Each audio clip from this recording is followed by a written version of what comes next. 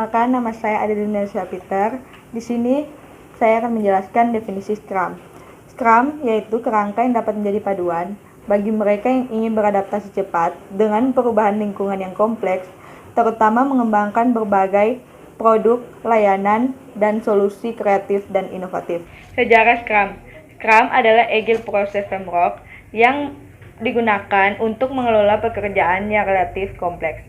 Awalnya dipergunakan oleh para software developer untuk menghadapi permintaan user yang berubah-ubah. Cara kerja Scrum berdasarkan prinsip yang tercantum dalam Agile Manifesto. Postur Scrum. Scrum intinya keterlibatan sejumlah kelompok yang beranggotakan 5-10 orang yang membagi pekerjaan rumit menjadi aktivitas-aktivitas kecil yang lebih mudah dan cepat dikerjakan. Caranya adalah dengan melakukan sprint terhadap setiap aktivitas yang dimaksud, sehingga pengerjaannya tidak membutuhkan waktu lama.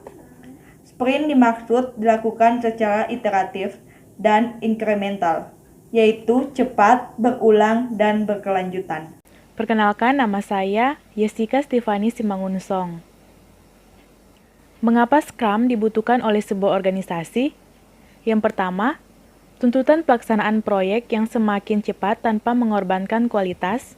Yang kedua, kompleksitas permasalahan yang dihadapi semakin tinggi. Yang ketiga, dibutuhkannya solusi yang kreatif dan inovatif untuk memecahkan problem. Manfaat dari Scrum. Yang pertama, hemat waktu dan biaya dalam menyelesaikan masalah. Yang kedua, partisipasi kolektif tim dalam mendapatkan solusi terbaik. Yang ketiga, meningkatkan motivasi dalam menghadapi perubahan. Yang keempat, mempertinggi tingkat produktivitas organisasi. Serta yang kelima, memenuhi ekspektasi kebutuhan pelanggan. Prinsip-prinsip pelaksanaan Scrum. Proses simultan dan paralel, adaptif, bekerja berdasarkan prioritas, berbasis kerjasama tim, fokus pada pemenuhan kebutuhan atau penyelesaian masalah, serta fleksibel dan dinamis. Siapa saja yang harus dilibatkan dalam Scrum? Tim Scrum. Di dalam tim Scrum ada 5-10 orang. Business owner, product owner, stakeholder, subject matter expert, developer, quality assurer, business analyst, arsitek, Scrum Master. Perkenalkan, nama saya Riana Dimpurus dan pada saat ini saya akan menjelaskan tentang Scrum Frame Network yang dapat dijelaskan sebagai berikut. Baiklah, kita masuk pada langkah yang pertama, yaitu Product Backlog. Nah, Product Backlog ini adalah list atau daftar pekerjaan-pekerjaan yang diminta pihak bisnis untuk dikerjakan oleh pihak eksekutor di masa depan. Dan dari semua pekerjaan-pekerjaan ini, dipilihlah mana yang paling genting dan mana yang paling penting yang kemudian akan dimasukkan ke dalam tahap yang kedua, yaitu Sprint Plan Meeting. Nah, pada tahap ini juga dipersiapkan sebuah tim yang beranggotakan 5-10 orang yang dianggap memiliki motivasi, kompetensi, dan pengalaman untuk bisa menyelesaikan masalah tersebut secara cepat. Langkah yang ketiga, Sprint Backlog.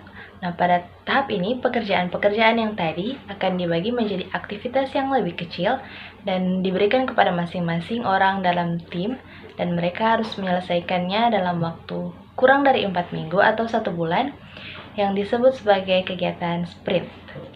Dan di tengah-tengah proses sprint ini dilakukan daily Scrum Meeting, yaitu pertemuan berkala setiap hari. Dan yang terakhir, finish work, yaitu penyelesaian pekerjaan. Ada 7 detail implementasi, yaitu yang pertama, membentuk tim Scrum, dan yang kedua, menetapkan durasi sprint, dan yang ketiga, menunjuk seorang Scrum Master. Yang keempat, yaitu menunjuk seorang Product Owner.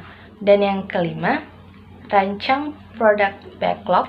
Yang keempat, memulai sprint secepat-cepatnya. Dan yang ketujuh, akhiri sprint dan mulai sprint tahap berikutnya.